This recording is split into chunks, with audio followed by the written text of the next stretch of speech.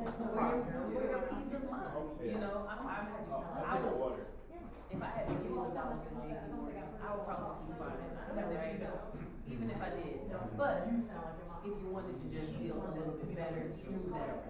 Or to make sure you have, no beneficiaries, to make sure that you can get your maximum coverage. So that's yeah, I remember that R was right in front of my feet was talking about something Kanye West said. He said he was like 80K. He's like, hold on. And I'm like, that is so hold on. Like, why does that happen? Like, regardless of that. Keep it straight. Yeah. I hope we have somebody who keep it straight because that's a lot. Once you guys have written your name down and signed in, that's a lot before everything starts. We're about to start. And why is it like, Exactly. Kanye's the whole right here. It's going back. I think you said last year. Oh, is he? Oh, yeah. He's already got back with you. Oh, he has. I haven't heard that. He was the first one. It's like, look. I want to go to We won't forget about Pat. sports. Yeah, they took That is interesting. That just shows he's pretty still. He's still powerful. For them to be able to walk, because that wasn't that long ago, right? But they had cold stock. They That's all back. It's just like crazy how they go. stock was crashing. They had half $500 million in products that they couldn't afford. Oh no. Yeah, somebody was like, okay, we're not mad at it no more. Call them out of the principal's office. Like, we gotta sell this. Maybe put them on time. Alright, you guys, we're about to get started. If anybody wants to come and get a little nod before the conversation begins, now would be a good time to do so. Other than that, we're gonna start in 2 minutes. They got real quiet. Charles. Write your name Mostly down, write your e-commerce, name down. digital products, options trading.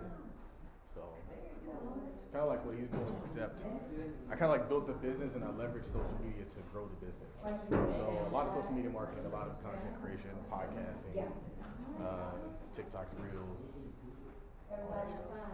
So do you all have like specific products that you all push, or do you all just kind of like take products and line them up with social media? So I created a company called Tire Capital. Tire Capital, I started out as an investment club, started buying stocks together, started buying real estate together. And then I started to create educational content and monetize the educational content. And so that whole time I was just blowing up and growing the following through social media. So Twitter, Instagram, and I kind of have a unique and maybe raw perspective, so I got a lot of people who follow what I do. And the options course did the best.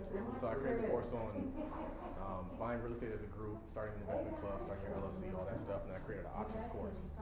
And the pandemic hit, and everybody wanted to learn about options trading. And so it just went through the roof.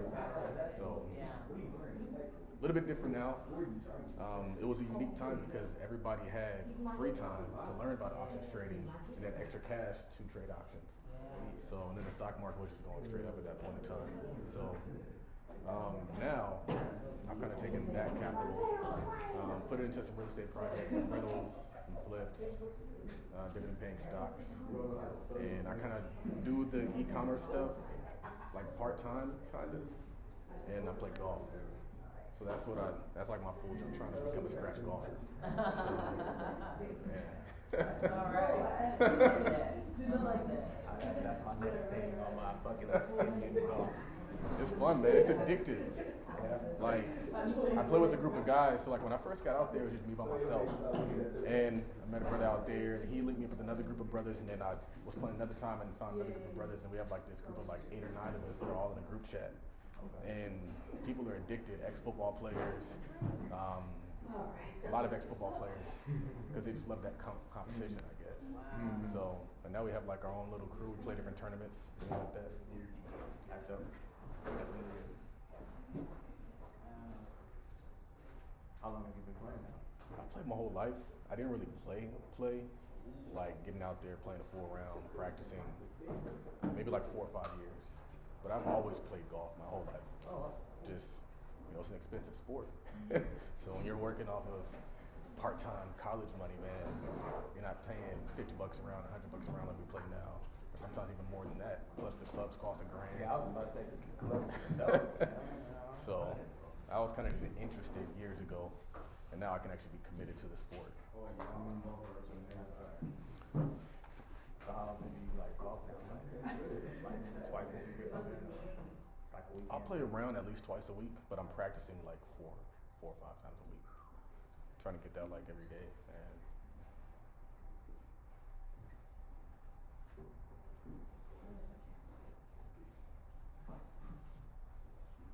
Cherry bread, there we go.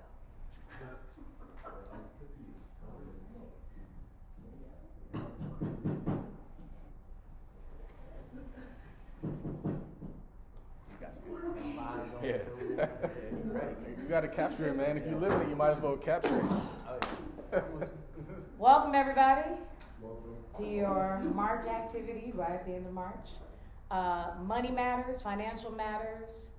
I have this beautiful panel of human beings who volunteered their time on a Sunday. One came from literally Egypt, also known as Inland Empire, for y'all. So I expect everyone to be paying attention and ask good questions. What does that mean? Ask questions. Just don't think like it's a bad question, because you never know, okay? So I will let each of them introduce themselves and tell you what it is they do. All right, my name is Tamara Scott. I am Vice President of Retail Banking for Premier American Credit Union. So I oversee all retail branches in California and in Texas. And I've been doing it a long time, I'll say that. I got my bachelor's degree from the University of North Alabama and my master's degree from Walden University. Live here in the Valley. I'm married to my husband of almost 15 years, Orlando's. He is the owner and founder of Pinnacle Law Firm in Woodland Hills. And we have 2 kids, age 5 and 7, Caitlin and Christopher. So that's me. All right. How can I follow that? We should have had her go last. Right. Hi, I'm Virgil Harris. I am King B on YouTube, Instagram, Facebook. I make comedy content online. I came to LA 10 years ago, actually. So this is my 10th year here. I'm from Detroit. Thank you. So I produce comedy and drama content that is consumed on social media and the small screens. So I've been doing it now for 7 years. I've sold series, a movie. I post almost 3 times a week on all social media platforms that you can think of: TikTok, Instagram, Facebook, YouTube. And I monetize on all those platforms. So, I'm here for all those questions who want to know how to make some money online through this thing. I'm Mrs. Cunningham. One of the questions that one of you asked was, how can a teenager make money? So I went doing some research, and I'm going to give you guys a little bit about that. But I am an entrepreneur. Not that anybody knows, but now you know. I have a graphic design business. We have been in business for over 22 years. And I also am a performing artist. Yeah, I know. What? Don't worry. You'll get all the embarrassing stuff soon enough. I'll be actually recording my album and doing all kinds of stuff, and my son is over there going like, cringe. So, but I make money using my talent. I sing, I write, I compose, I arrange, I direct. And I'm also a teaching artist at 3 different elementary schools, teaching violin, voice, percussion, and something else that I can't remember. So, because it's too many things. So I'll be giving you that little angle about it's good to get your hustle on. Thank you. And last but not least. My name is Charles Oglesby. I go by Todd Millionaire on Instagram, social media, that kind of stuff. Created a company called Todd Capital. But before that, my undergrad degree is in finance from Cal State San Bernardino. I have a law degree from Western State College of Law, which is in Irvine. And I'm halfway through my master's in business administration at Pepperdine. In 2020, we created some educational content that went viral on the internet. Made about $3 million in 2020, made about 1.5 in 2021, and continue to do pretty well to this day. Took that money, invested into dividend-paying stocks, and now I golf for a living. So I'm here to talk to you guys. I'm here to talk to you guys about options trading, group economics, teamwork, and making money as a teenager. There you go. All right, guys, so we're going to start with some questions. Each of our panelists, besides me, are going to actually point off, because I'm not making millions. Give me a minute, okay? I'm going to I'm going to give some money to him. I'm going to do some stuff with him.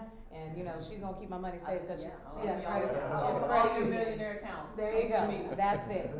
All right, so what are ways, Mr. Oglesby, what are ways a teen can invest in the stock market? So I think it's as simple as opening up a brokerage account. You're probably going to need your parents to help you because you have to be 18 for the most part, I think, to open a brokerage account. But there are different kinds of accounts that specifically work with and for kids. I like Robinhood. Robinhood is super user-friendly, very easy to use. It's actually, in my opinion, when I first started investing, I was using Scottrade. And it's boring, it's clunky, it's not, like the colors are super dull.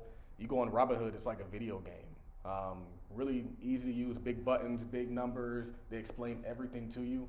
And so I think the first thing you can do is open a brokerage account and just start to put some extra money aside. Now, like I said, we started an investment club. So it's probably like 2016. A bunch of people, friends and family got together, we put in like $50 a month.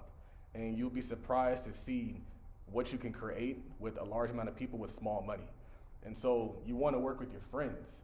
So I think starting at a young age, you're going to say, hey, you, how about instead of us going and buying the latest J's or whatever that might be the kids wear these days, let's just put our money in a pot here, we got $1,000, and let's invest in something and watch it grow. And then you have continuous meetings over and over again. What's really cool these days is they have Slack, Discord, and a lot of online communities are just people in there talking about what's a good stock to buy, how they're analyzing stocks, different things they're learning. And it creates like this mastermind effect of money. So start small, work together, and work and share information. I think is what you guys should be doing. I don't see not one of you taking notes. Y'all all got your phones. Girl, right. I'm like, you take notes. I can't take notes because my questions are here. You guys need to be taking notes. It's the one time you can actually have your phones and take some notes down because he's just told you how to get started. Same question from Mr. V. What are ways teens can get started with content creation? Okay, so everyone's got a phone, right? And I'm sure everyone here has an Instagram. By now, you are content creators. You take a picture, you put a video up, a video that you can be doing with just your hair, how you did your hair, can go viral, and it can inspire people. So it's not just recording and pointing things. You gotta know your niche, you gotta know your brand, and you gotta stay dedicated, and you gotta post very often, and you gotta know you gotta build an audience. But real talk is just like what he said, you gotta do it with your friends, because you need a team. You can't do it all yourself. You may start thinking, oh, I can film it on my phone, I can edit it on my phone, I can post it from my phone. Why do I need anyone else? Well, yeah, that's cool for when you're under 10,000 followers. But that's just the beginning, because a lot of these platforms now, like, you gotta have 10,000 followers just to start monetizing. That's when you start making money. So, and on top of that, it's small money, you know, and it's not paying any real bills. It's probably buying you some gas money, maybe a few meals here and there, you know. So you need to get with a community of people who are making content and then work with them. Get in their content, make content with them, and then once you all collab, you all build like this community, and you all have these shared followers, and that's how you really start growing. So you really need to kind of like find someone that has sort of the same niche. It can be anything. It can be comedy, it can be hair, it can be a podcast, it can be about shoes. It just has to be something that's entertaining, and you should know a lot about it. You know, you don't want to be someone that's not giving any real tangible information or entertainment, you know.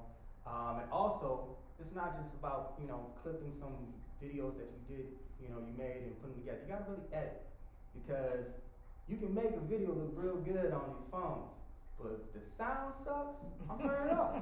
Yeah. Like, I can't hear it, my ears are getting, fatigued, I'm done.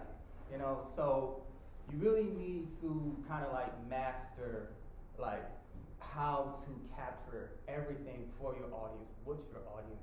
What is it that you want to do? And also make sure you have a real interest in it. Because there's a lot of people who just do things saying, oh, this is popular, I'm just going to do that. And then they maybe make a 50,000 followers, right? But then they get burned out because they're like, man, I don't even know what to do. I'm just going to do what they did. And then like it gets old, and then now they're not making any money. So if you have a real interest in it, like say fashion, you can always come up with that. You can always think of something new to give your audience. And if it's like real and authentic, like your audience is gonna find you, and you're just gonna grow from there. But definitely work with others who have the same type of interest in it, because their followers are gonna find you and say, oh snap, she's got the same similar interest. So, and then that's how you start monetizing. But then you gotta kind of find the right platform. So when I started, the easiest thing to grow on was Instagram. Now it's TikTok. Thing is, TikTok doesn't monetize your content like that. You get sponsorships off of your following. So once you make like 100,000 followers or so, that's when you're gonna start seeing people hitting you up and saying, hey, wear my sweater, wear my glasses, I got these earrings, you know what I'm saying? I'll pay you $6,000, make one post. One post, $8,000. That's someone's whole month. Say less. Right? Right. You know what I'm saying? So, but then you gotta make sure your audience is gonna buy, right? So you gotta engage. So that means every time you post, you gotta talk with them. You gotta be sincere too. You can't just give an emoji every time saying thanks to a whole bunch of people. They're gonna think you're a bot, So like you gotta be engaged. You gotta be what you're about. You know what I'm saying? If you're just doing something for a hustle, people are gonna see through it. Like we all seen it. It's like at this point, the social media area is oversaturated with all types of content creators, right? Everyone's doing something. You can find someone that doesn't even talk about it, they just do what, have y'all heard of ASMR? Oh God, Yes. It's just sounds. I'll be on crazy. TikTok all day just hearing someone clean a car. Chewing. Chewing. Swallow. You know what I'm saying? This is the simplest thing. But like, those are also like trends. So you gotta know like, oh, this is gonna die out eventually. I'm a little long-winded, my bad. But It's all good. But yeah, that's how you can make money on social media. There's a lot of ways to do it, but TikTok and the most sustainable platform to make money is YouTube. Has the best content it has the best community for content creators. Facebook and Instagram, you get hacked, that might be it. But YouTube, there's actually someone you can talk to. And they actually kind of like keep paying you. They entice you to do different things. They create a program with you. You actually get a YouTube manager after you get a certain amount of subscribers. So they basically kind of like invite you into this community because they see you're for real. But only if you're for real, And YouTube is probably the hardest to grow. So. Awesome. Thank you. That's a good start. Yeah. And for Ms. Tamara, what are ways a teen can get started with a bank or credit union account? And what is the difference between having a bank account versus a credit union account? That's good. I'll start with the latter. Okay. So the difference between having a bank and a credit union, or the difference between banks and credit union. First, let me just say, I work for a credit union. I've worked for banks as well. I do think everyone should have both. I think everyone should have both. Go home, ask your parents, do you have an account in a credit union? If not, they should get one. But the difference are, basically I can summarize it in 3 O's. One of them is ownership. So for big banks, they're owned by stockholders, shareholders. Those are people, they don't necessarily have to bank there. They're just an owner because I purchased stock in this company, so you owe me something. When you get some profit, you gotta pay me, right? So ownership. Credit unions are owned by customers. We don't call them customers, we call them members. So you open an account at a credit union, you are now an owner of that credit union. So ownership is a big difference between the two. Another one is the objective. What is the objective? A bank is a for-profit entity and a credit union is a not-for-profit. And what that means is, going back to the owners, those stockholders in the bank, that profit belongs to them first. You gotta pay them. For not-for-profit, again, everything that the credit union earns in terms of profit goes back to their owners, which are their members.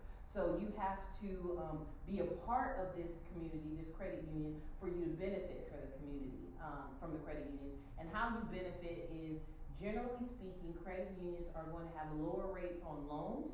So that's car loans, mortgages, credit card rates. They're going to have higher rates on savings and CDs and money markets than banks. And they're going to have lower to no fees on the accounts. At my credit union, we have an account, shameless plug, called Smart Spending. And there are no fees on that account. There are no overdraft fees on that account. Do you guys know what an overdraft fee is? I'm a little bit, have you had an overdraft fee? Listen, I'm gonna be interactive. An overdraft fee is, I had $100 in my account, but I swiped my card for $150, and now I'm negative $50.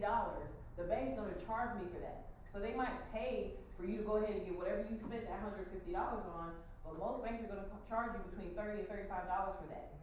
So you have to, you are already down 50, and now they threw another 35 on top of that, so now you're in the negative. You are in the hole, $85. Where did we get $85 from? But you gotta find it from somewhere. Right. They have said, you owe me, because I basically gave you an IOU. I gave you a loan, I gave you money that you didn't have, so you have to pay a fee for that.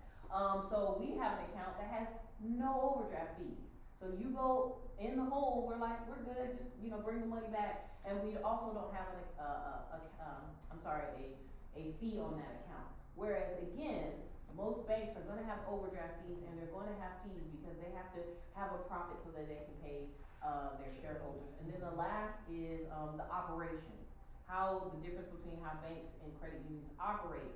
So a bank normally are large entities, and they cast a wide net. They're trying to get a little bit of anybody.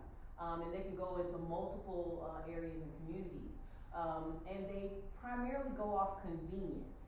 I'll just pop up on every corner. I'll put a Chase here, Wells Fargo here, wherever there are people, I'm gonna be there because I just wanna be in every community for convenience. Credit unions most times are more specialized, and they are more for communities and areas. So my credit union, we are in Texas, but we're only in Houston, in Harris County. That's the community that we're in.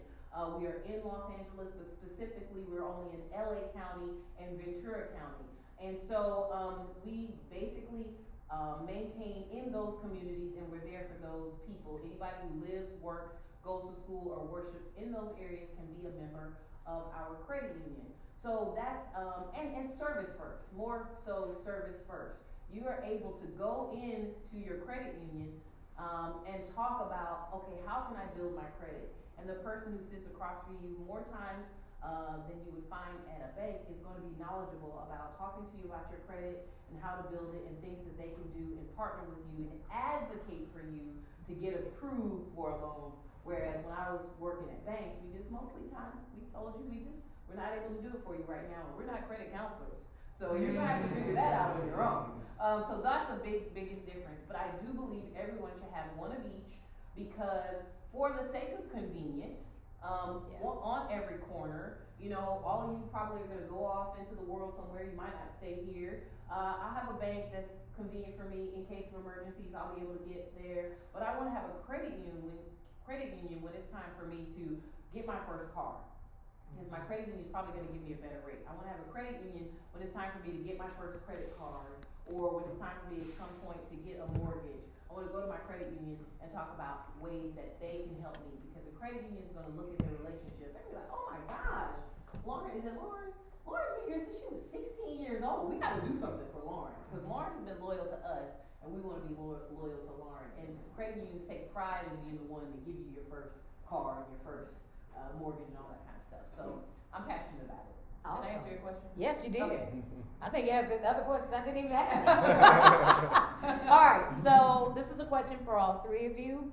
I'll start here because first tough minute, that's my man right there. But it's a good question, think about it. How did you get your start in doing what you do? This is good. Wow. I do so much. And so what I would say is, it's kind of funny because if you look at my resume, all through high school, I kind of worked like odd jobs. I worked at Radio Shack, I worked for the school district, I worked for wherever else. I was a janitor at one point in time. And so then I went to college, got the degree in finance, and then as soon as I left college, I immediately just started working firm. So I left college and I worked for Edward Jones as a financial advisor.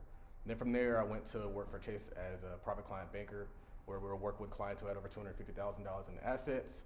And then from there, I went and I was actually working with a private family office. And that family had about $200 million in assets. I got my start just, I've had so many starts, it's kind of tough. But that's a good thing. Yeah. That's a good thing. I would just say, I guess getting in the room. My mom's a CPA, and she went to this networking event once. And so I go to the event, and I don't know anybody there, but I meet these two guys who were also accounting students. I got my degree in finance with a minor in accounting, and accounting students think different. Like, they were just on it. And so I'm in a frat, I'm a member of Phi Beta Sigma Fraternity Incorporated, and so like I had that group of friends, and then I also had my studious friends. And so when we linked up, like they just thought different, we did things different, and the focus was like way different. And so I would say getting in the room, getting around the right people kind of allowed me to stop looking at college as like a fun thing and look at it as like I'm here on a mission to handle some stuff. So my start, getting with good friends, but how did I get into like digital products, e-commerce, which is always saying yes to every opportunity that came my way. So I really made the most money in digital products. And if you guys don't know what a digital product is, essentially it's something that's not tangible that can be sold, if that makes sense. So it can be anything. People are selling music is essentially a digital product. Any idea that you can package up and you can record that can then offer value to somebody else is a digital product. What's great about digital products is that you don't have any inventory. You don't have to actually purchase anything to re-up. You don't have to ship anything because that stuff adds money. And you have infinite scale. So you have infinite scale, you can make money infinitely, and that's what I did. And so before I even did that, I was working, and I had a necktie company. So the necktie company, I was like buying the product from China, putting it on the website, selling it, and it was cool when I was making money, but it's like, man, I gotta buy it, I gotta store it, I gotta ship it. And so my friend, his name is Andre Hatchett, he's a real estate coach, and he said, hey, come on and just teach a class on real estate investing. And so me being the person that says yes to everything, I was like, sure, I'll do it. So I come on, I teach the class, and I realized like I can actually teach this stuff. Like people want to hear what I have to say. I have a strong formal education. Let's continue to do more of this. And so he was like, all right, you did great on that one, let's do another one. And I was like, okay, we'll do buying real estate as a group, because that's what we're doing. We're buying properties, renting them out in the Midwest. And so I was like, I'll teach people how to do that. And so I was like, but this time, I don't want you to pay me for my time. I want equity in what we're actually gonna sell. I want to split.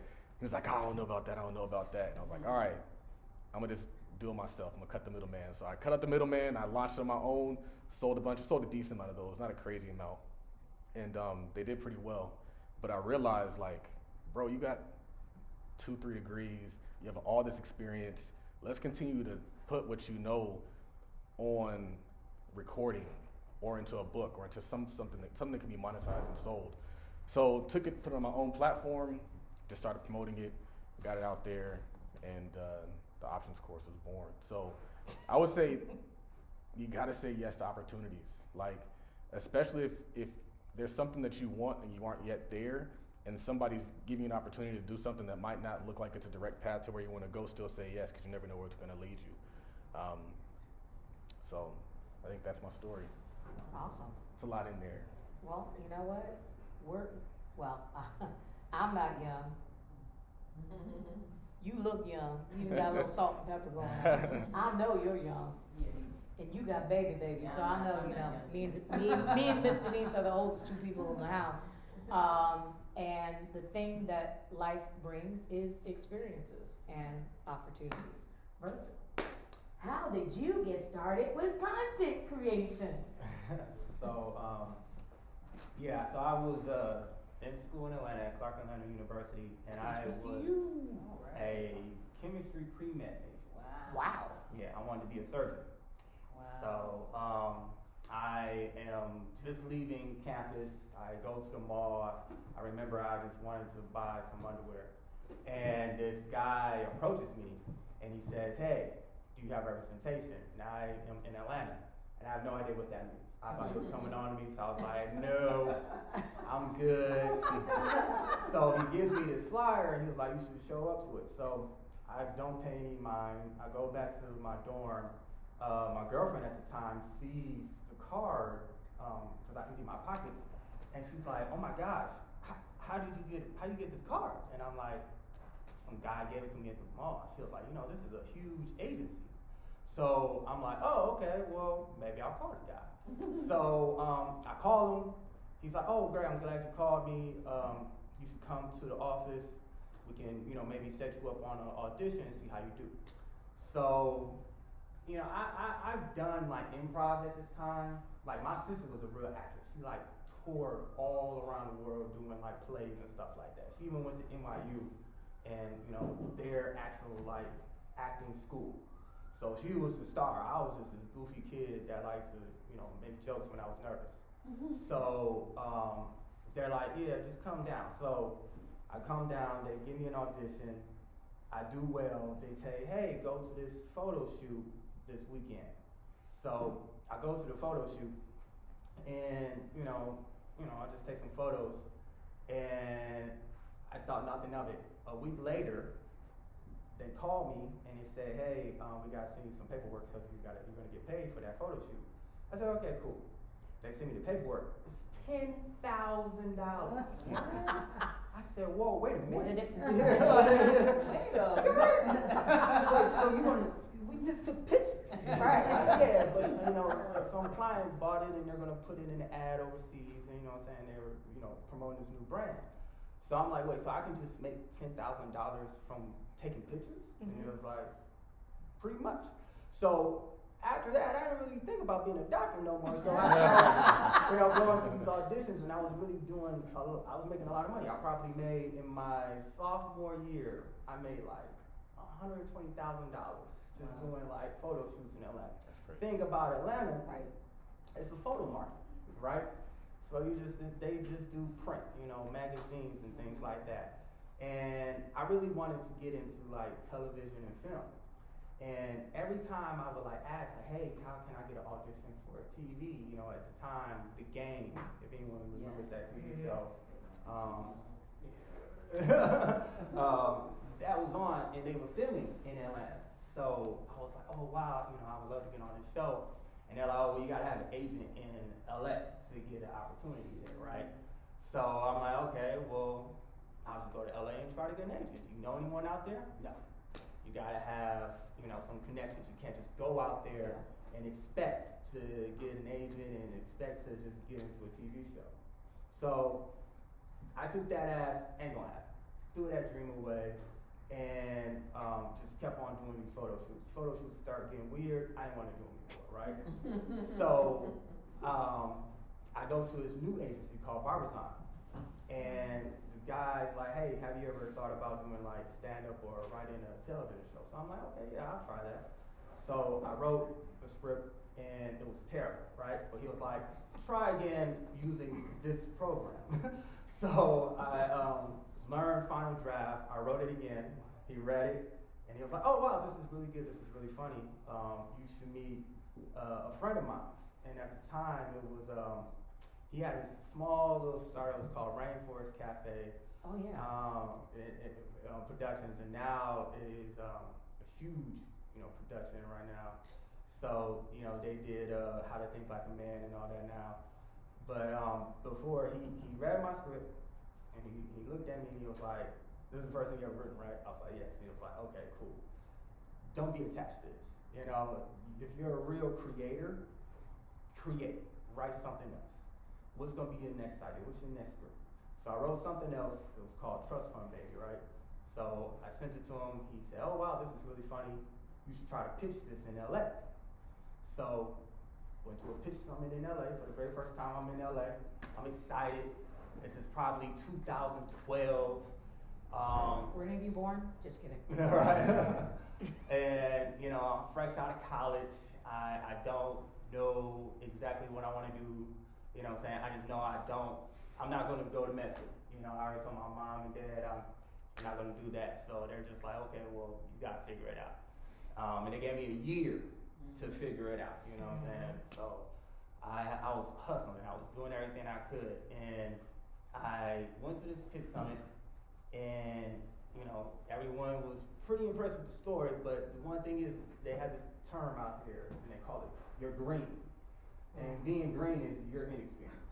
You know nothing. If I hire you, you're just going to be embarrassed, right? I have, you know, all these production companies. They're like green lighting and putting like millions of dollars behind stuff. They always say like, why would someone put $1 million in an inexperienced person's hand? So I said, okay, don't put it in my hands. Put the script in someone else's hands. So then that changed the conversation. It was like, oh, okay, well, if you want to sell it, we can sell it.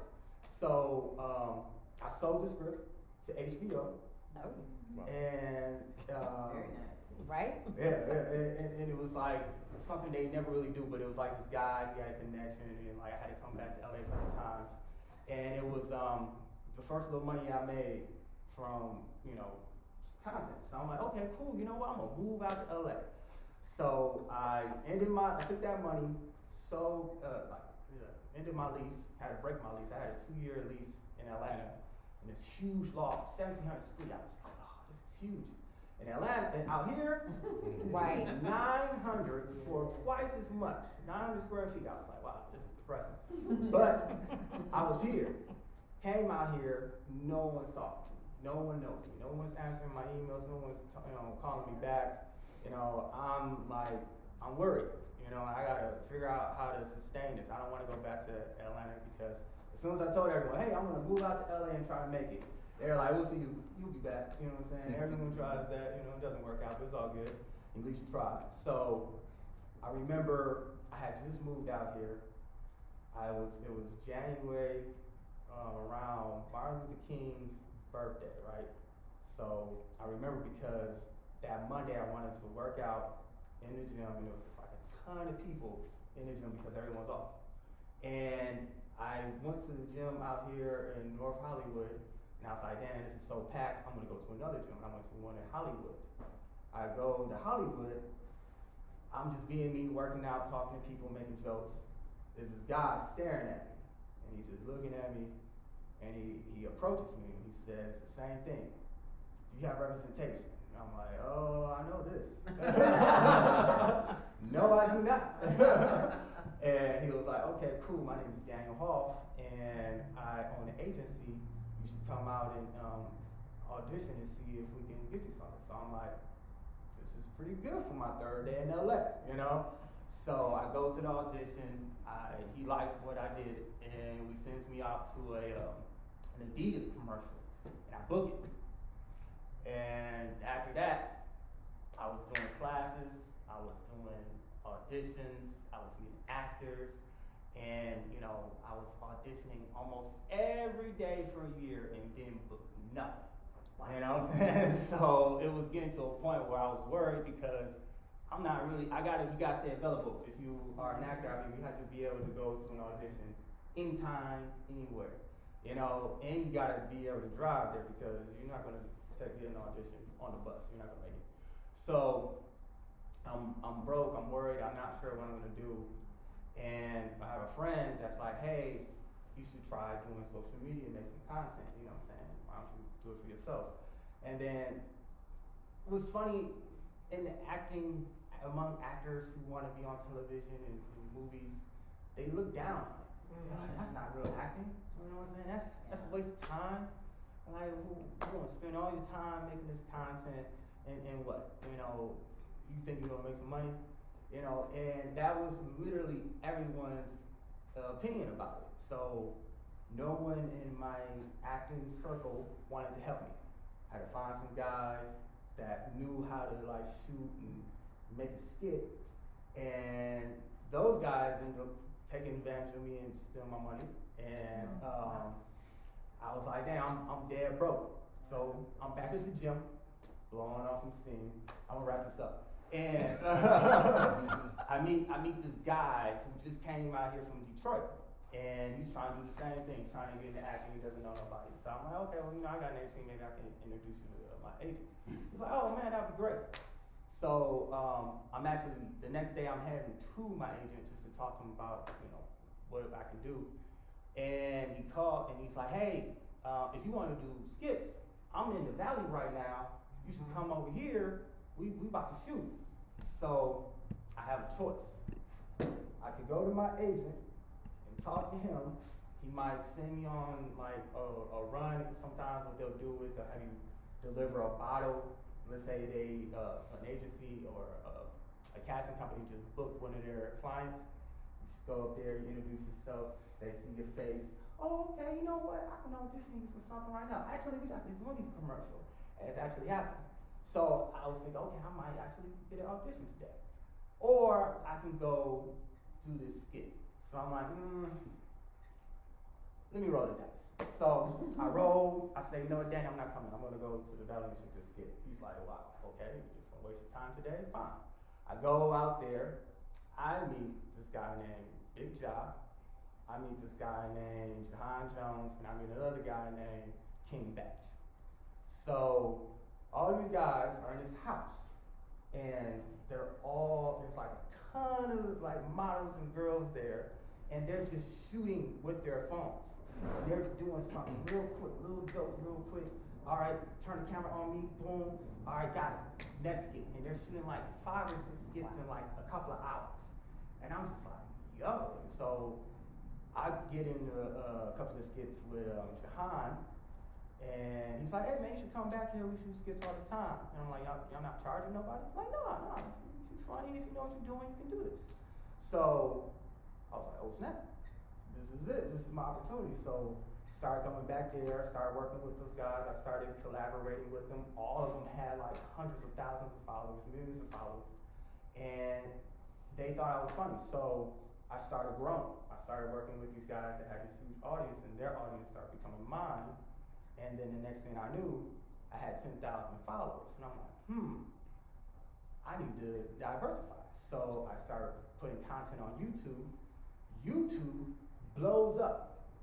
And now, in less than 3 months, I now have 100,000 followers on YouTube, and I'm monetizing on YouTube. Now I'm making money. I'm just like, oh, this is it. So after maybe a year, I am no longer taking auditions because they can't even pay me as much as I'm making on my own content. Wow.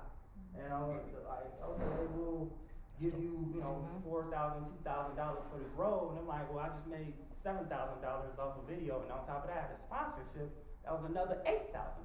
So, you know what I'm saying? Yeah, so yeah, and then these guys have opportunities, and they share them with you, and we start producing longer content, series, movies, and now they're not going to the studios anymore. Yep.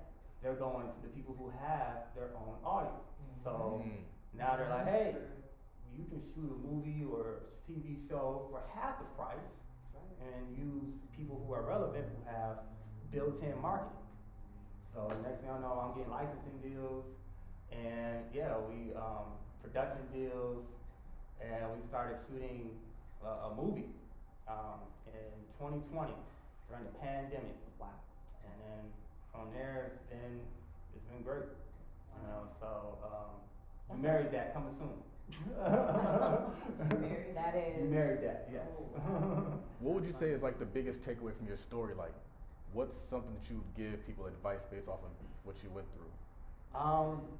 Don't rely on what people say, because every time I express to someone that what I wanted to do, they always said, man, that ain't possible.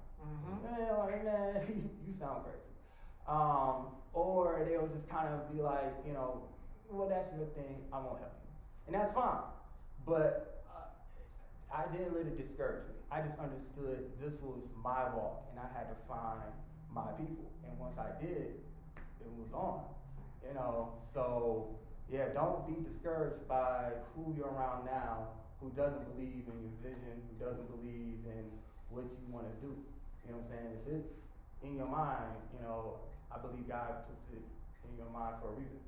That's your walk, you know, and it's gonna always come back to you the more you push your way. You know, I remember when I first came out here, I was writing, and then I stopped writing, and I was not booking, and the only thing that kept coming back to me, like, man, you should write, you should write, you should write, and I just did not want to do that because it was work. You know, it was easier to just go to the audition, get a haircut, and make them do all that, right? You know what I'm saying? So it was like, no. So once I started writing again, that's when everything like took off. So you're gonna know instantly like what it is that you gotta do. You know what I'm saying? And it's gonna come to you. So yeah, I would say just believe in yourself. Believe in yourself more than anyone around you. That part. Amen. All right, Ms. Tamara, you said you're passionate about, how did, So, started back in 3rd grade. No, I'm just kidding. I went to school for one thing and came out and did something different. So you know, I am an advocate. I guess I'm probably the most traditional person up here. I'm definitely an advocate. Well, no, we're both pretty traditional, I would say, for, you know, education, but your parents might not love this. It doesn't matter what you get your degree in, unless you're gonna be a surgeon, unless you're gonna be, you know, nursing, something that's really, really specialized. So whenever it's time to go to school, you don't have to have all that figured out, because you might graduate and another opportunity that you talk about is in front of you, and you're like, I went to school for history. This has nothing to do with history. But these people are like, you're smart, you're educated, and we trust you, and you're young, you're pliable, and you can learn. So I went to school for fashion merchandising because I thought I wanted to, you know, move to New York and decide what everybody's gonna wear. Then I realized all the work that came into it, yet how far you had to start at the bottom. And I was like, but New York is really expensive and I can get this job? And I was like, the math is not mathing. So I was like, never mind, forget that. And so one of my college professors hooked me up with an opportunity to meet with a city bank president in my local community. And that bank had a management, what they call a management associate program, so you can be hired on as a recent college graduate, and you can go all throughout different avenues of banking, and it was basically almost like a continuation of school for 4 to 6 months, and they were going to teach you all this stuff about banking, and at the end of it, they were a large bank, they had a wide footprint, you got to pick your top 3 jobs that you wanted to have, and your top 3 locations, and they were going to pay for you to go there. And so that's how I got my start. I talked to this guy and I said, yeah, I'd love to do business, and, the hours I was going to work in this job and the hours y'all work, banking hours are dope. So it was like, no nights, no weekends, all these holidays, like, yeah, I'm here for it. So, talked with him, he liked me, he made a call, down to this, institution, and he said, she's going to apply, but I think she'll be a great fit for our organization. And I was able to get the job. And so that's how I started my career. So I moved to Birmingham, Alabama, and started my career with that company, was with them, for a little while. And that career decision, I've had leadership positions in 3 different states now. I've been in Birmingham, Alabama. I've been in Detroit area of Michigan, and now in Los Angeles because of my career. So banking has done really well for me. And again, just being open to opportunities, don't put yourself in a box, and that's how I've gotten here. That is awesome. I'm gonna ask a quick question of all of you, because we're kind of just talking at you. How many of you guys have a bank account? Sweet. Of course you do. Your mother is a job. banker. You have a bank account? Good job. You have one? Okay, so about half and half. And do any of you all actually know if you have a life insurance policy? This is good. Boom, boom, Yes. boom. I know you do. I know you do. Their mother and I both got our life insurance licenses to sell life insurance. And I'm just gonna drop this bomb before I talk about risk, because he's already talked about his riskiness about like, I went to school for this, I didn't finish with that, I went somewhere else and I took a chance, which was risky. But these two really can talk about that risk, especially this young man right here. There's not a lot of products out there where you can put money in at almost no risk. There's not. Life insurance is that nice little cushiony thing. Now granted, if you stop paying on it, that's risk. That's the risk. You can't afford it. But if you can afford it, there are policies that you can put into for 20 years, you stop paying, and that compound interest, somebody talk to me about compound interest. Anybody learning compound interest in school? Oh yeah. That's the way. It's slow and steady, it's snails, but snails racking bills, okay? And one of the things that you wanna start talking to your parents about is, tax-free money. What's that? Huh? Ask your parents. That's not a shameless plug. Seriously, ask your parents. How many of you know of people who died during COVID? Wow. Right? And half of the people that I know that passed away, I'm seeing GoFundMe page after GoFundMe page after GoFundMe page after GoFundMe, because I'm gonna live to be 80, at least 90, at least. You don't know that. You don't know that. Parents don't know that. And so being prepared in a way that is more like a savings account for me, because that's what I think. All three of my kids have policies. I'm the owner until they get old enough and responsible. And then I'm gonna pay myself back and then I'll give them the rest. Hello? Because that's my money. You can't have it until you're ready. But, they all, if they keep going, by the time that they're 50, they'll have access to $1 million, whether they know it or not. But that's what we do as parents. Yeah. We try to set you up for whatever the world's gonna throw your way, right? So talk to your parents about life insurance if you don't have a policy, or if you don't know if there's a policy. And what kind of policy is it? Because there's term, there's a whole, there's index universal life, which is the most beautiful thing on the planet. So, risk. When you say risk, are we talking? I'm talking stock market. Risk. So I would say when I first started investing in the stock market, I thought that because I went to college and got a degree in finance that I knew everything. So what I started to do is put a little bit of money in the stock market, and I would buy what I saw doing well. So if a stock had a green day, I was like, that's the stock I'm buying. And then I would lose money because stock market goes up and it goes down and it goes up and it goes down. And so I was like, all right, let me figure out if I just flip it on its head and I start buying on down days, if I can make money on the upside. And so I tried that and it started to work. And one of the things I'm very big on is education, but not just the education that you're getting, it's the self-education. So we're in a great place where there's an abundance of knowledge. You can just go into the finance and the business section and just read through every single book. And so I would encourage you to hedge your risk through education. But again, not just the things you're learning in school, there's books. So the books that I would start reading was books by Jim Cramer, books by Peter Lynch, and especially Warren Buffett. Everybody holds Warren Buffett to this high regard, but nobody's reading his books. And then they're not reading his books, they're not reading the books of the people he was reading. Right. So if you start looking at Warren Buffett, you start realizing that he was actually following Benjamin Graham. Benjamin Graham created this concept called value investing. So a lot of people, when they think investing, they're thinking speculating, taking risks, hoping that it eventually goes up. And that was my strategy for a while, and I just knew I wasn't making any money. And so I learned that essentially what value investing is you want to purchase a stock at a discount to its true value. So if you aren't familiar with the stock market, that probably sounds like another language. But essentially what you see is the stock market, it's people that are buying and selling a stock at whatever they say the value is, but usually it's based off of opinion. And so this person's saying, oh, they're releasing this product and it's going to be great. Or, hey, this person, there's inflation going on. There's interest rates are going up. And you don't really truly know what the stock is worth until they report earnings. And so when they report earnings, which they do every quarter, they go on and they do these conference calls, they release their earnings statements, and they tell you what the true value of the stock is.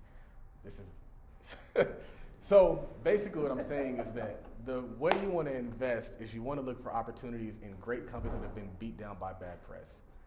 So we're looking at banks being hammered right now. Yes. We're looking at real estate being talked about right now. You have to be in tune with the news. You have to always be informed and be educated. At my house, we keep CNBC on all the time. We're listening to the podcast. There's so much free information out there, you guys. Right. So I would say just the risk is going to come through. You're going to beat risk by being educated, but also don't be the person out there that's speculating and trying to buy things based off what they don't know is going to happen. You want to buy things that have already happened, buy great companies at a discount. And if you do that, you're going to make so much money. During COVID, we just talked about COVID, a lot of these stocks were cut in half. I was gobbling them up. I bought cruise lines, I bought hotels, I bought malls, and they all doubled in value. And then I started thinking I was this big shot guy, and I got away from my principles, and I started buying a company based on speculation, and I got clapped. That's what we call it. When you lose your money, you get clapped. I didn't lose the whole thing, but I lost that position, and it was about a 6-figure position. So stick to your principles, get educated, and go to the library. It's a great That's place to why be. we're here. I love passing by it because I pass by it all the time. But I was like, when's the last time you guys were actually in a library? When I was a kid, I stole a book. That's my child. You stealing the free books, man? You don't gotta steal it. He didn't steal it. He just didn't return it. I think it's literally just sitting on my bookshelf. Not that he could drive it back or anything because he was little. Ms. Tamara? I want to go back. So the people who don't have a checking account right now, I would encourage you to go ahead and talk to your parents about that. I don't think anybody in here is younger than 13, which means that with a parent, you can go to pretty much credit union, bank, whatever, and you should be able to get a checking account. And that is something that your parents can be on and monitor with you, and you can get a debit card. So let me ask you guys, how do you spend money now? Those of you who don't have an account, how are you spending money? Who doesn't have an account, and how are you spending money? How are you buying things that you want? Yes, ma'am. I just give my mom cash and she buys it. You give your mom cash and she buys it. Okay. So Cole has a green light card because it's a form. That's how he's been doing it. So if you needed to buy something, you gotta have mom around, right? So I think it's more empowering for your age if you can have mom around, but digitally, right? She's gonna be on the account. She's gonna give you that card, and most banks or credit unions for your age are going to put limits on that card and not let you get too bad in overdraft and all that kind of thing. But if you are, mom's there to pull the reins. Everybody has a phone. You download your bank's app, and you can keep up with your balance and keep up with what you spent. Put spending limits, put alerts, whatever. But I think it's a good idea before you go. You know, anybody plan to go to college? Anybody plan to move away and go to college?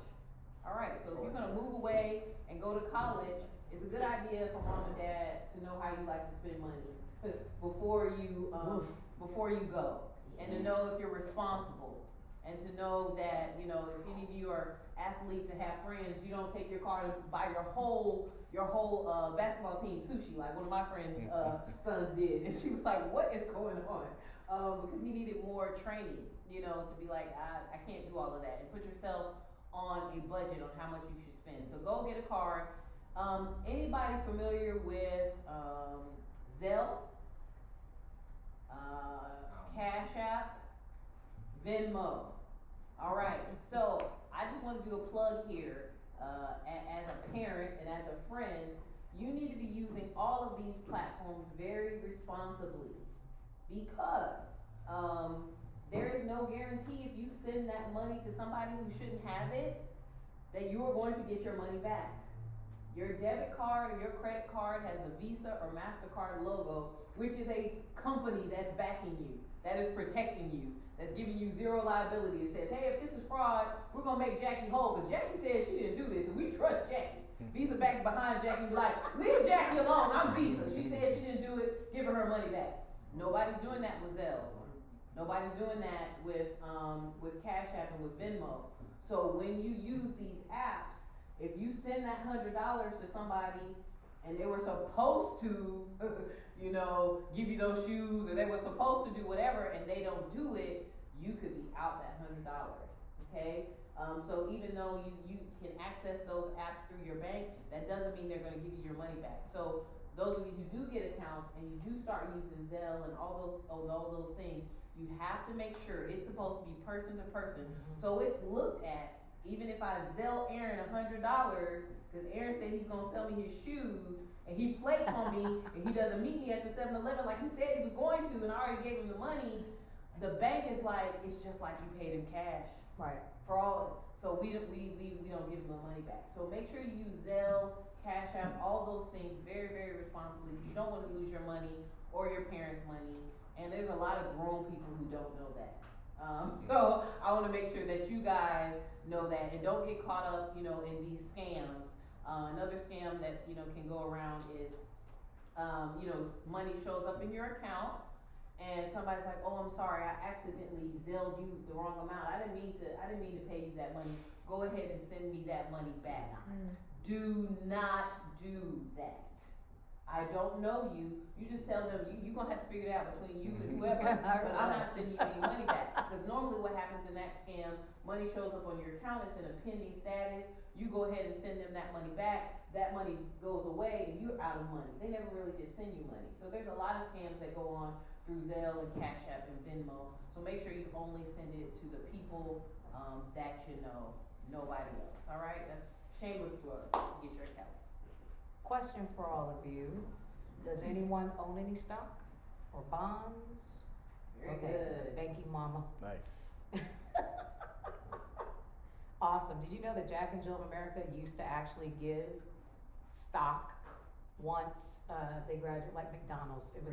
It was so long ago. There's so many things that has happened in the organization that, now you get like a lovely piece of paper that says you completed Jack and Jill.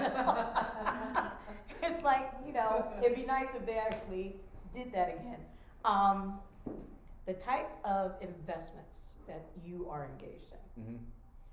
Can you explain what they are? I know that a lot, since you have 3 kids who have stocks right now. Mm-hmm. My dad used to buy savings bonds forever. I have to find them now because he has dementia all over my in weird places. What kind of investing can a teen do? You said Robinhood before. Right. What is the age limit for that? Do you remember? I think Robinhood is, you have to be 18, but you can probably get access through a parent. I have a friend, he started trading when he was like 13. I did a podcast interview with him in Atlanta. And he's not the only one. There's a lot of kids out there who are doing options trading, and it's like a joint account with their parent or something, but somebody has to be 18. Right. And I'm actually glad you asked this question, because I was watching my Instagram live and like, why don't you tell them how to do it? Tell them how to do See? it. So bear with me. I'm going to try to make it super basic, and I think I can. So you guys all know what a stock is, right? It's ownership of a company. That ownership has a number attached to it, which is its stock price. So let's say we're talking about Apple stock. Apple stock costs about $200 a share now. Wow. So what most of us do, and what I did when I first started trading or investing, is you have $200, you buy one stock of Apple, one share of Apple. So stocks on average go up about 10 to 12% per year. So that $200, if you hold it for 12 months, more or less, on average, is gonna be worth $220. So you made $20 profit. Does that sound like a lot of money to you guys? Probably not. $20, you spend it on coffee. So options, what's really cool is options will take that same $200 and you're gonna buy what's called an option contract. That option contract gives you 100 shares. It's a contract that gives you the right but not the obligation to purchase or sell stock. So Basically, what's going to happen is you're going to put $200. It's going to give you the option to buy 100 shares of Apple. So you take that $200, you multiply it times 100, and then when it goes up 10%, now we're looking at what's 200 times 100 is like what, $20,000 approximately. So let's say hypothetically it's 20,000. I think that's the number. 20,000 times 10, that's $2,000. Is $2,000 a lot of money? I think it's a lot of money. You made $2,000 on that $200 option contract. That is why the concept went wild. For the longest time, we couldn't trade options.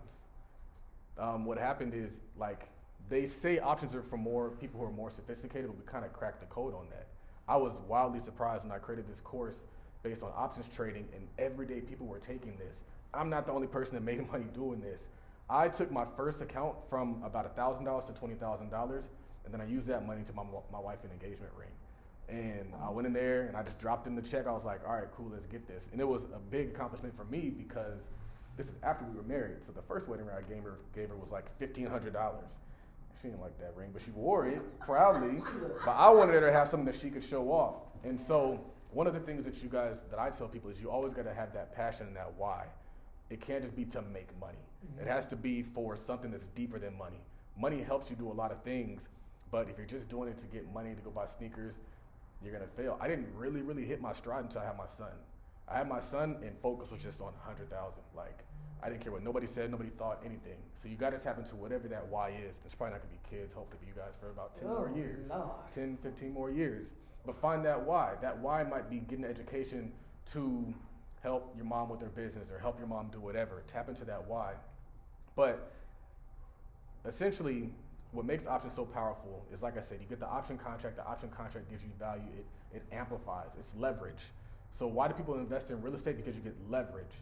So what happens with real estate is you put down your FHA down payment. It's $5,000 on a $200,000 house. That house goes up to $300,000.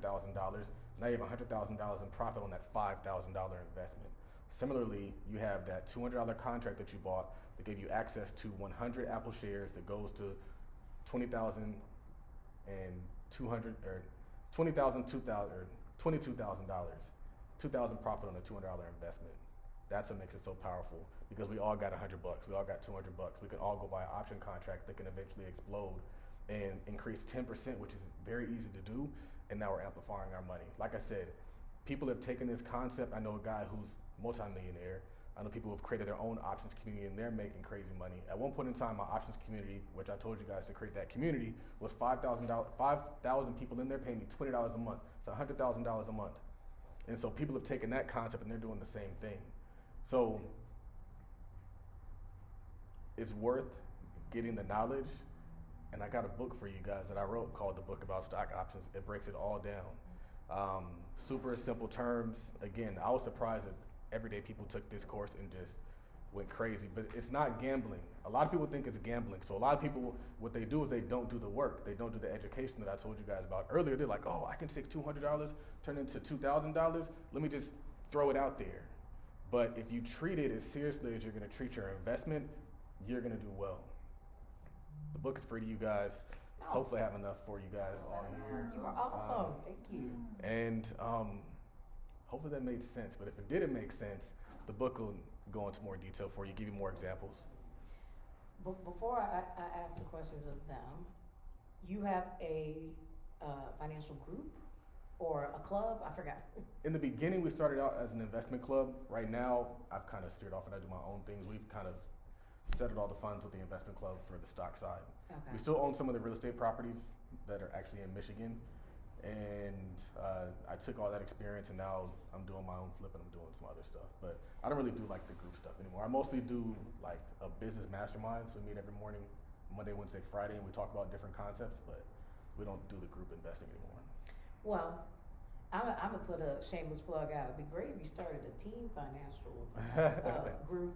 I'm just saying, because I be throwing all of the teenagers that I know in it, because we don't teach this. They don't get this in school. You get economics. You don't even know how to change your oil on a car nowadays. You don't know how to cook. You don't know how to do all the things that, we learned how to do, some in school, some outside of school. But, and there's Miss Kim.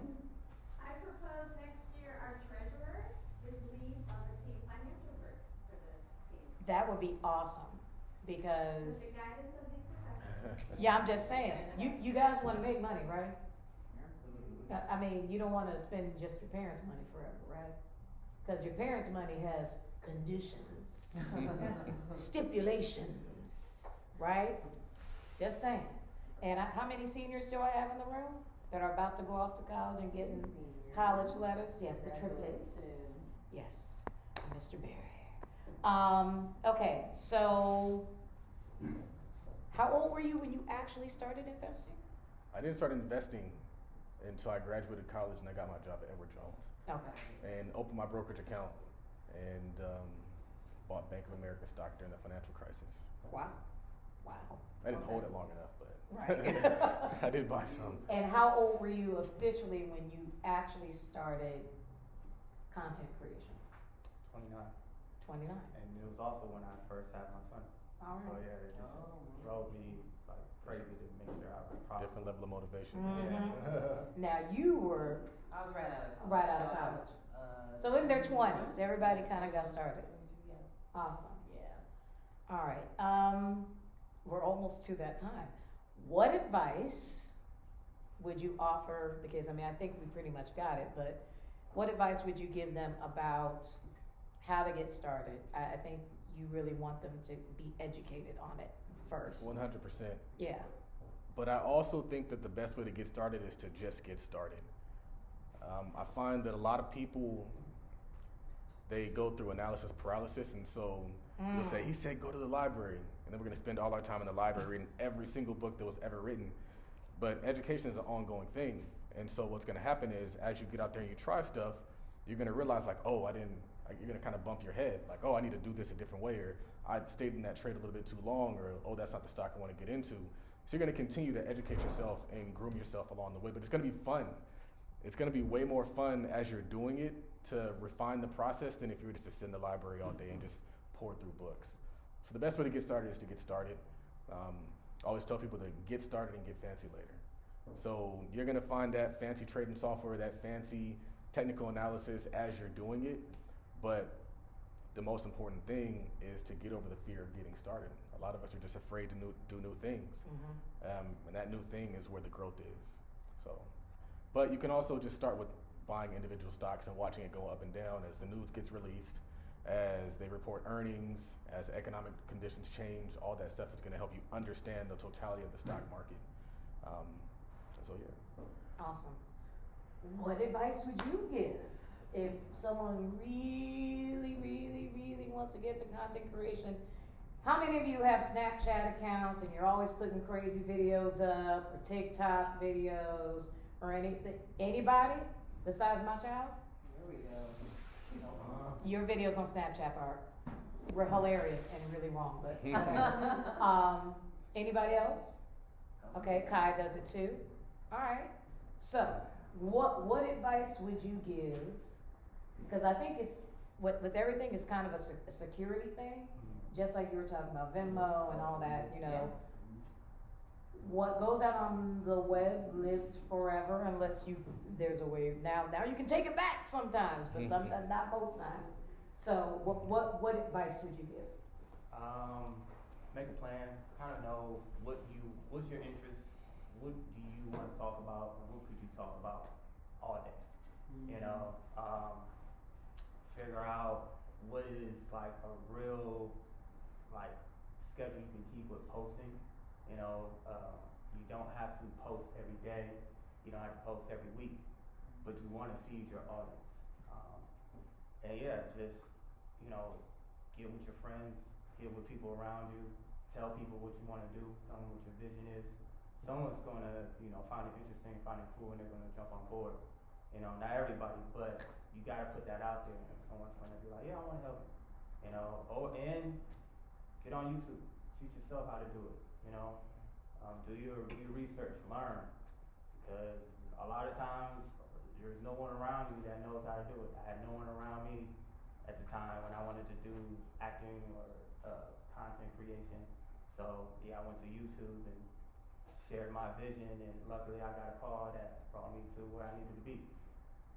So yeah. Awesome. And Ms. Tina? So, what was the question again?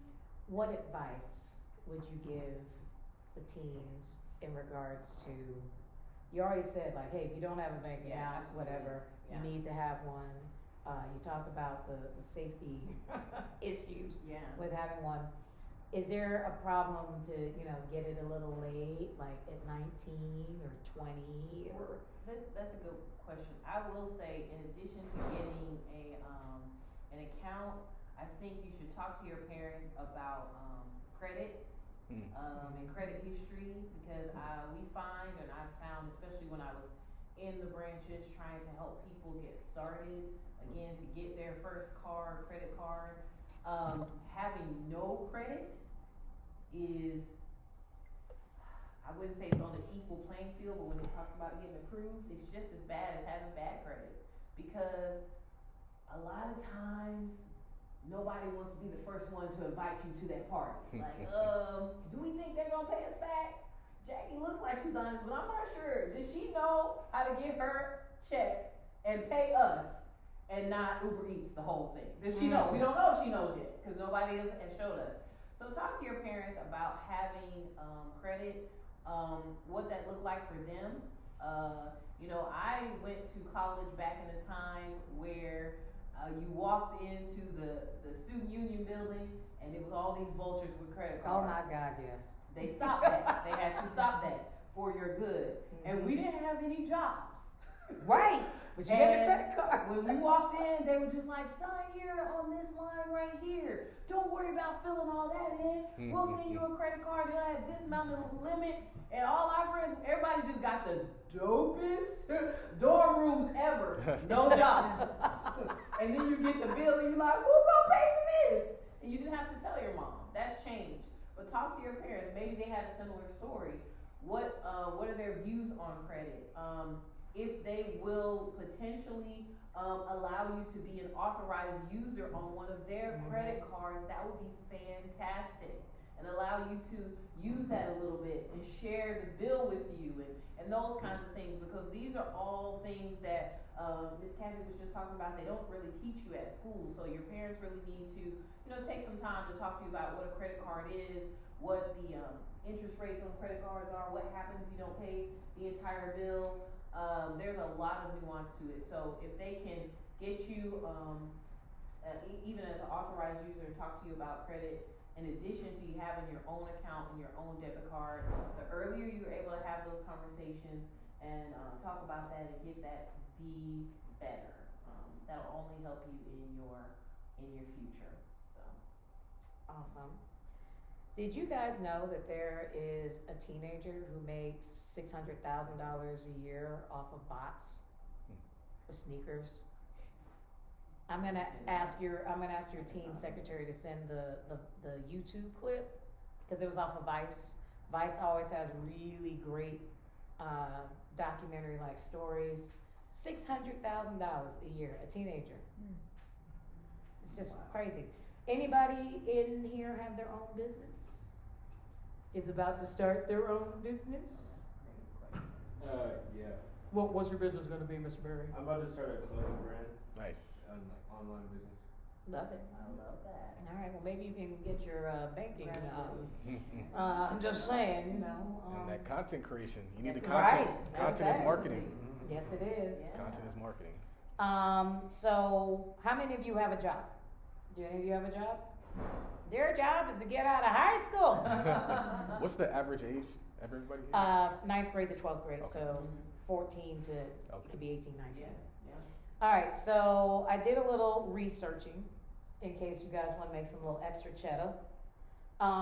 Before I spill out all these really not high-paying jobs, but it's appropriate for teenagers, and get you money for your gas and help with your phone bill, and the Wi-Fi that you burn up and use at home. How many of you? Okay, I forgot what the question was. I'm getting old. Don't mind me. No one else has talent, ability, a particular skill. Miss Kathy likes singing, and Miss Kathy gets paid at least $300 a song. Hi, Cole. A song. That's why I'm not here all the time. A song. If I do a concert or something like that, I get paid more. If I'm doing high holy days, I get $1,200 for 2 days work. Your talent can be monetized. Okay? His talents are being monetized. Your talents can be monetized. How many of you, oh my gosh, there's so many musical people just showing up on TikTok, YouTube, all of that. Anyone ever heard of Claire Rosenkrantz? Okay, so Claire, her dad and I used to be in a band together. And yes, his name is Ragnar. Ragnar Rosenkrantz. Wow. He's from Iceland. Go figure. And his daughter, during the start of pandemic, started shooting her own original content on TikTok. She is now a millionaire, and she's 17. 2 years, y'all. Wow. Sometimes it's about the following. Yeah. It's about, the content, but she's always on. I mean, that's her job, right? And she was on independent study anyway, so she wasn't in high school. But using your talents and your gifts, anybody paint? Anybody do sculpture or needlework, make clothing? Now, I know you used to do shoes too. You used to sell shoes or resell shoes. Yeah, so not you, Cole. So I'm just saying, you guys, your talents and abilities can be monetized. Miss Kim. We'll even simplify it. I have requests for babysitters There you go. from this group. She's like, me. She's like, I'm raising my hand. He's got a youngin. Lives in Porter Ranch. And she's got littles too. I got littles. Now for him, you have to get a plane or a helicopter because it isn't in them part. Okay, so some great jobs for teens. Dog walker. How many of you live in a neighborhood that there's a lot of dogs? I'm just saying, dog walkers can make over $30,000 a year. Not that anybody wants to do this. Y'all wash dishes at home? Dishwashers make $23,000 a year. Just saying. Servers, all those wonderful people at the restaurants that, they make $23,000 a year. Camp counselors. Anybody ever been a camp counselor before? I thought you did, sweetie. Did they pay you though? I got paid for doing like overnights and stuff like that. Okay, well that's good. See, a camp counselor during the summer months can make $21,000. Cashiers, pretty much anywhere, $22,000. Sales associates. Sometimes if you're like Miss Kathy and you really like Legos, you might want to go work at the Lego store just so you can get that 50% discount and launch a whole other business. So, hustle. Already got the business on. Okay, but starting salary at some places, like you guys know the high paying, In-N-Out pays high. Costco pays high. Lego pays high. There are certain companies that pay higher than the minimum wage, and it's a good start. And some of them have stock options. They have retirements that you can start as a teenager. So that's good to do. I have some people that are geniuses in their various topics. You guys can get paid to be tutors. If you're good at math, go to your school counselor. Go like, hey, I can tutor for woo this much after school. Let them know that you can tutor and all these different things. Set up your Venmo and get some side hustle. You could be a host or a hostess. That's just the greeter. Cheesecake Factory still has greeters. People just stand there and assign tables. That's $23,000 a year. If you like gardening, being a landscaper, salary is $26,000 a year. Anybody like cooking? Okay. All right.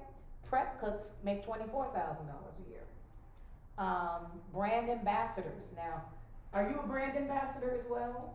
Yes, he is. I think he's making more than the $33,000 a year that they have here.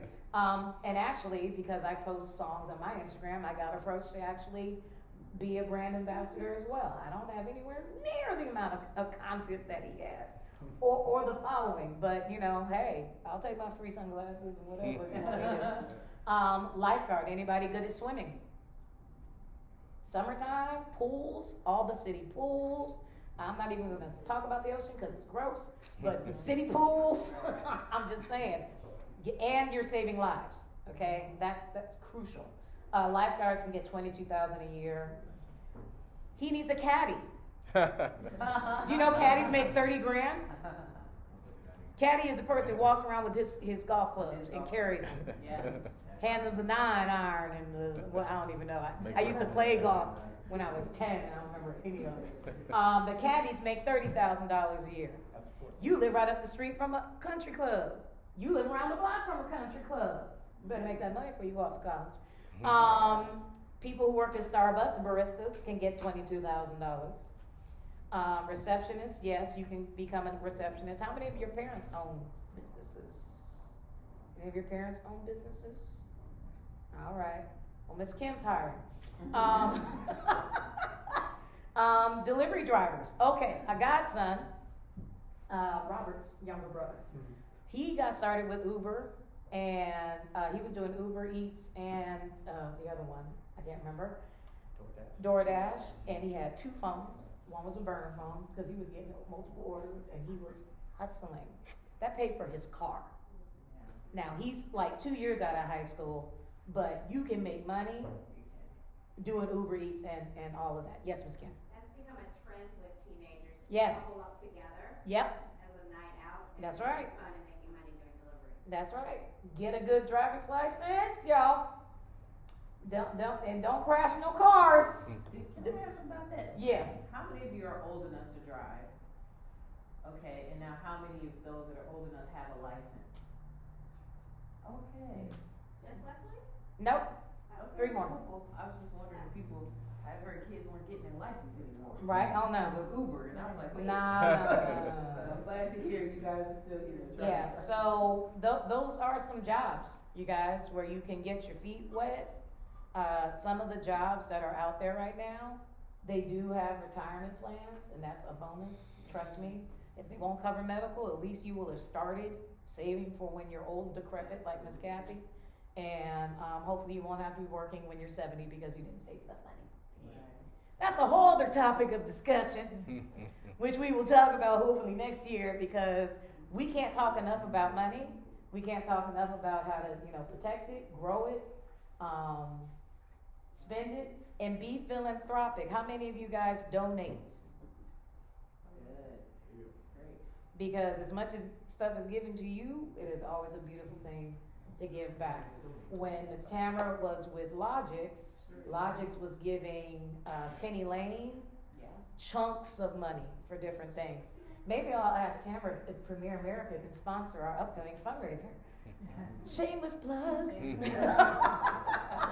All right, any questions that any of you guys have before you go into your meeting and get some more nosh and all that good stuff?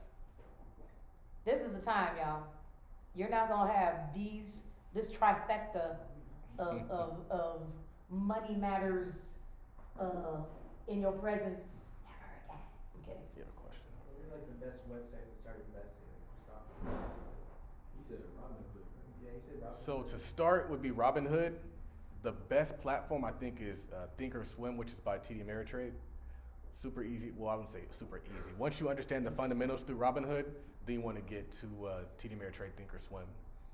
Has all the different tools, analysis, scanners that you want to use. Awesome. It's a good question. Anybody want to be an entrepreneur? Have your own business? I know you do. That's very good. She's thinking about it. Very good. Tamara, Yes. do you have programs for entrepreneurs at Premier America? Not necessarily for entrepreneurs, but we do all kinds of financial literacy, Okay. which is another differentiator between credit unions and banks.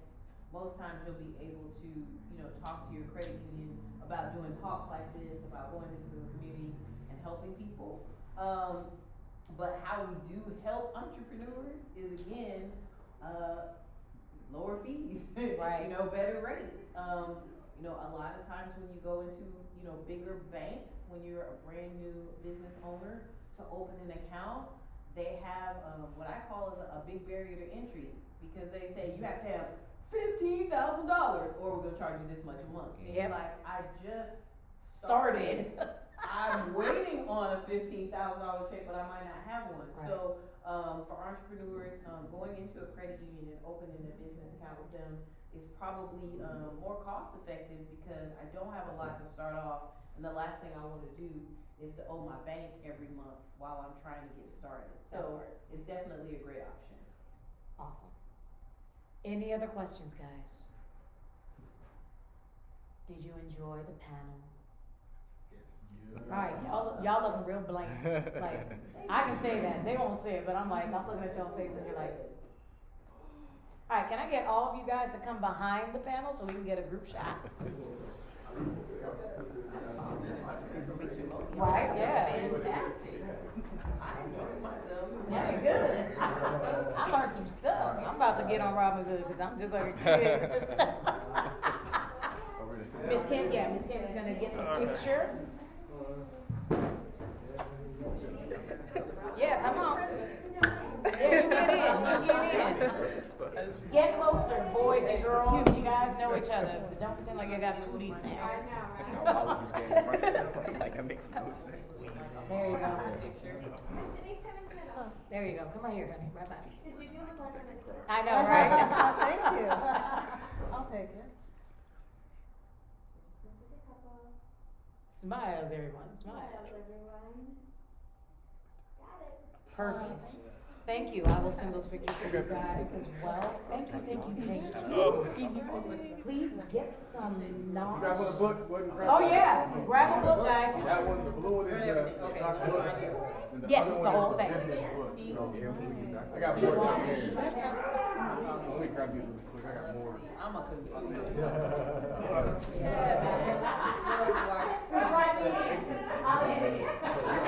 It's funny, a lot of Take this one too. Get one right here. I got the blue one. This is the stock book. The other one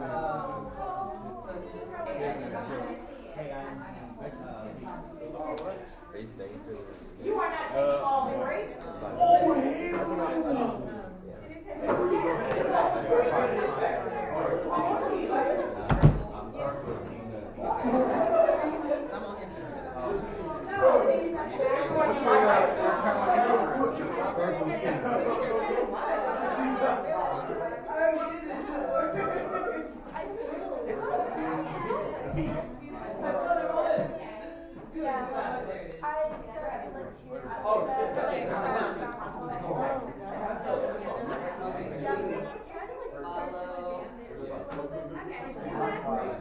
What's your IG? Oh, I'm not gonna follow. I don't like So my business one is TODD.capital.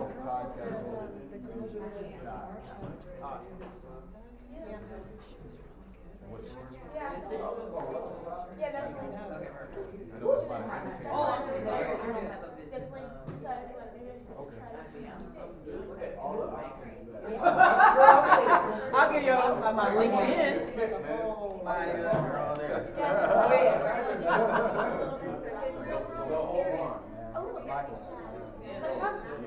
So I will be sending some appreciation emails once I'm done here.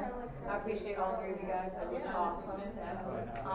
But seriously, start that finance group. You're like, no, I want to play golf. I know, he's like, started caddy, something caddy. I don't know. Wait, where they follow you on the golf course. That'd be hilarious. and it was nice to see. Right. So it would really be, I mean, young black kids Yeah. to jump on that. Like, Oh yeah. I know I would. I'm gonna read the books. I'm gonna do That's this. fantastic. So generous of you. Absolutely. Absolutely. You're right. All right. I will send you my video so Okay. that you have it. It's probably better quality than mine. Hopefully, we'll see. How you have people online? Were they on?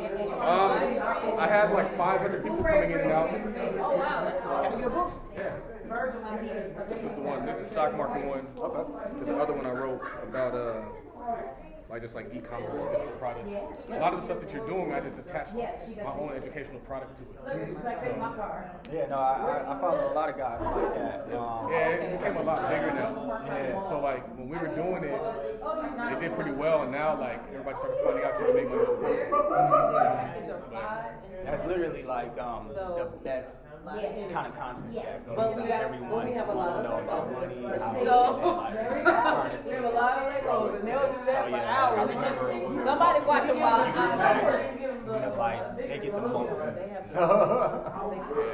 It wasn't. It's funny because like when I did it, people knew that they needed it. Like we're always talking about it's the just book, like, talking I have to about make sure, people like, need don't. to talk more about generational wealth, that kind of stuff. And I was like, I got the education, I got the experience, I might as well put it out there. But they love, I wasn't expecting it to catch fire though. Like at one point in time, like 2016 and 2020, it wasn't talked about like that. But now it's like everybody's talking about it now. Oh yeah, So it's like way more popular. Yes, it's the pandemic and everyone saw their job leave.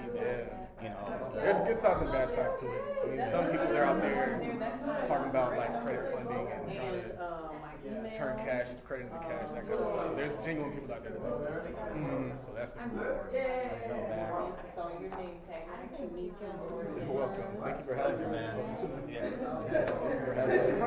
She just babysitting. Yeah, hopefully I don't catch any traffic coming back. Like I got a little bit of traffic. I missed the 71, so I had to take the 60 all the way over. I'm out there. I got 6, and I got 6 from my dog.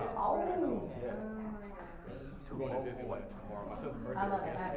My son's birthday was Monday, but we had his party yesterday. Just one. They don't keep you up at night. They just kind of.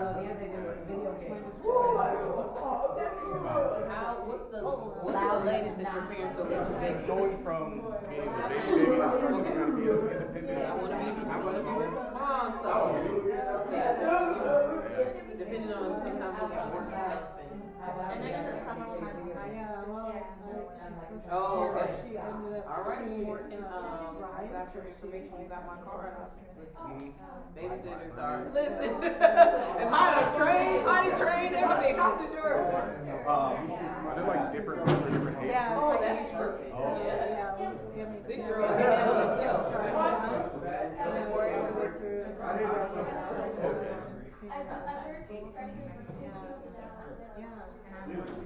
often do you do meetings like this? Is it once a month? Every month, every group, monthly activity. They don't have to do it every month. And you include I mean, my coach brother is any hours after school, all the time they need to. And then also you have to be joining two, I think around 5 events. Sharing it in there. This is your cell phone more than So we do it. Okay. I'll text you so you know. Or the beginning of summer. And Listen, I make sure it's all laid out. for just this, but listen, baby, I'm sure you know babysitters are hard. Yeah, my husband, my sister-in-law, they graduated out of college.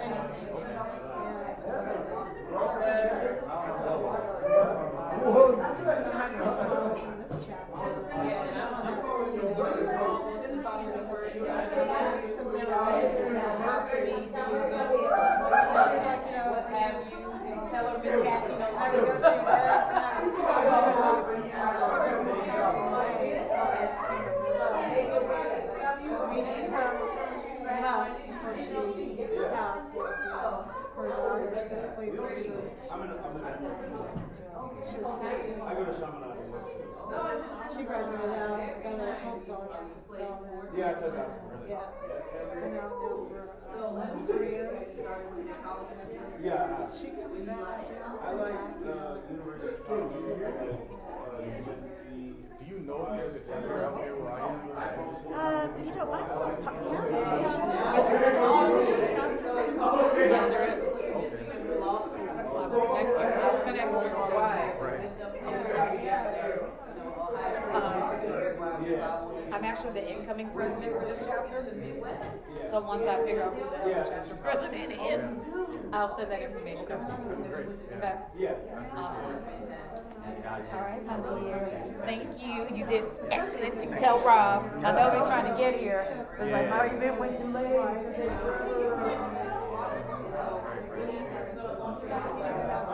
Next week, actually, because I just got my first business, so this is only like a week or so. So I just need to get like pictures and stuff. Are you from this area? Yeah, No, it's like hoodies. I used to work in Chicago. I spent a lot of time out this way. I used to work in downtown LA, but before that I was working out in like Woodland Hills. My mom's helping us. Yeah, right. I mean, you're Yeah. Kind of like the door. I know, people like my daughter, people when we were first here, we were all lost and we all had her daughter, she started at the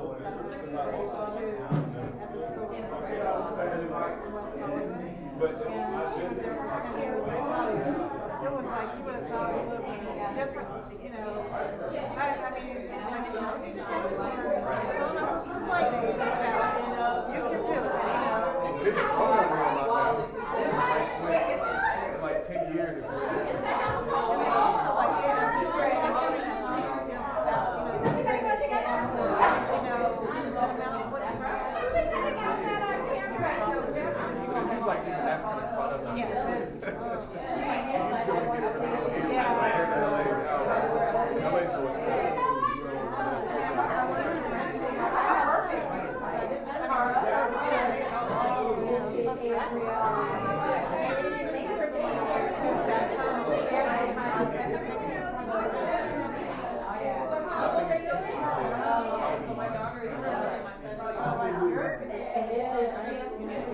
That's over there.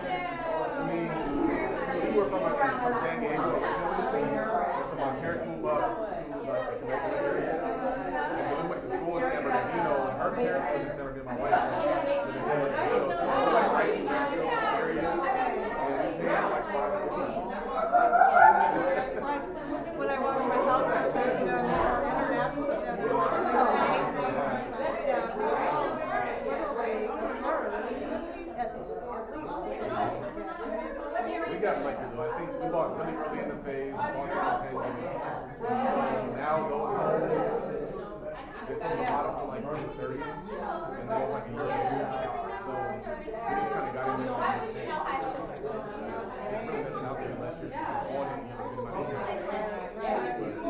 That's tough out there. I would think, like if I had to, in Georgia, And even, my husband grew up in LA, he was born in Nashville, but he was raised in Denver. And, you know, All the stuff you listed on the list, you know, once we, you know, get through our thing, and I'd like to have a little. I just have to figure out who still wants to go. But I'm like, you know, so open to moving. I told my older sister recently, she was like, what?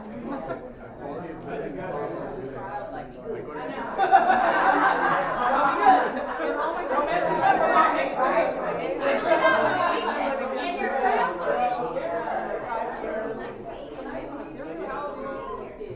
and it wasn't built up like this. And then my other sister, she's been in her house. So, even when we were moving back to Boston, they were like, what do you mean you're bidding, you know? Against something, you know, they just couldn't get it. And then when I said about moving, and I'm like, yeah, we've always been fortunate, all four. So like our parents, and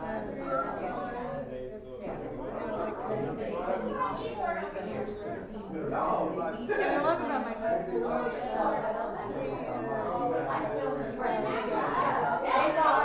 have friends who went to law school, medical school, you know, whatever profession you chose, and that was the goal, and they do it.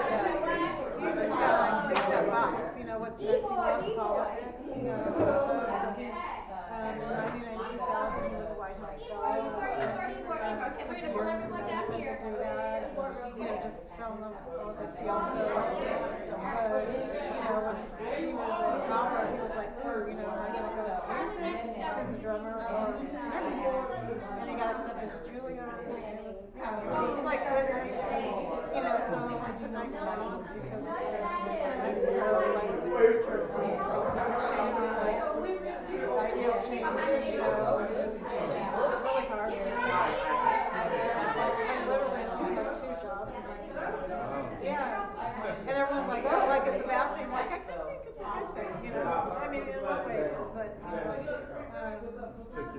Yeah, I like yeah. it. Yeah, so I just want to give you one of my cards. Maybe are you on LinkedIn? I'm on LinkedIn. I'm on LinkedIn, Okay. so We'll connect I that way. don't have a social. I was telling them I'm traditional. I don't have a social media for my business, but I'm definitely on LinkedIn. I would love to keep in touch, and especially I'd love to get you connected with my husband. I know you don't live close by, but you know, so he's always looking for like-minded people, right? You know, and connections and all that. You golf? You know what? It's funny you say that. He's trying to get back into golf.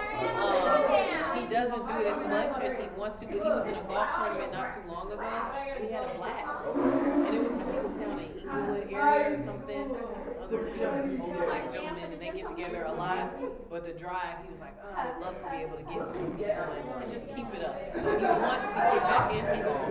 So when you mentioned that, I'm like, yeah, because then sometimes people want to meet on the golf course and have meetings. And I'm like, oh, I'm a little rusty. How good do I need to be for us to do the deal? So he would love to. So I would love to connect with you on LinkedIn. Maybe we can get together. And how old is your son? 3. Okay. Mine are 5 and 7. So it's a great age. I remember that age. Oh, it's a great age. And now they're, you know, they're a little bit more independent. You know, at 3, I love that age.